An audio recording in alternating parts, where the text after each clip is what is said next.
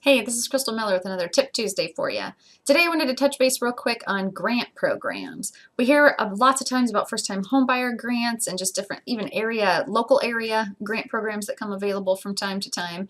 And so I just wanted to make sure that if you're looking at that as an option to help offset some of your costs to buying a home, that can be a great way to subsidize what you're going to have to pay out of pocket with that transaction. But what I really wanted to drive home is the questions you need to be asking, because while there's benefits to those programs, there's also a whole lot of fine print. So you need to be asking questions about what they're offering you, but you also need to be making sure that you're following up and understanding the backside and the obligations that come with that grant money. So common questions that you should ask for your own knowledge and protection when it comes to engaging in these kinds of programs is not only what are you eligible for, but are there limits? Are there limits on income for you to even be eligible? Is there a limit on how many assets you can have or how much you can have in total assets? Because oftentimes, a lot of these programs will have a limit on assets that you can have. So if you have a certain threshold of money in the bank, they may tell you that you have to go ahead and put a percentage of that towards your down payment on the house.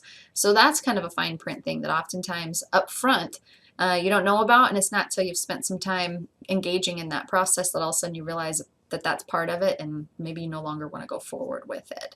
So asset limits, income limits. The other thing is time in the home. Lots of the programs will require that you live there for a certain amount of years.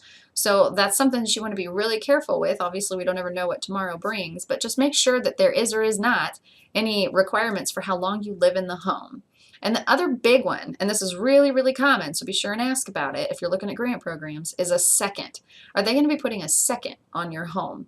So it's not all that uncommon that maybe you get a scenario to where you don't have to put any of your money out of pocket to buy a house, but the money that they gave you, whatever the dollar amount may be, from the grant program is going on as a second. And if you're not familiar with that, that means that your main home loan is in first place on the title of that house.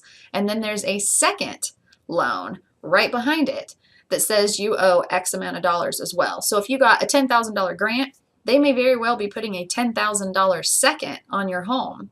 So instead of selling it and just paying off your first mortgage, you now have to pay that first one off and the second.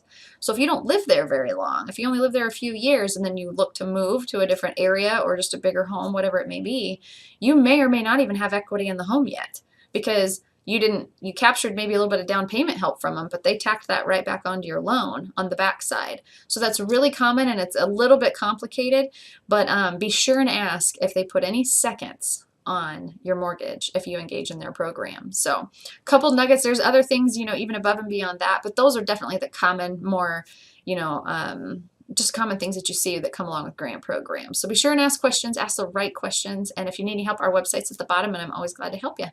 Have a great day.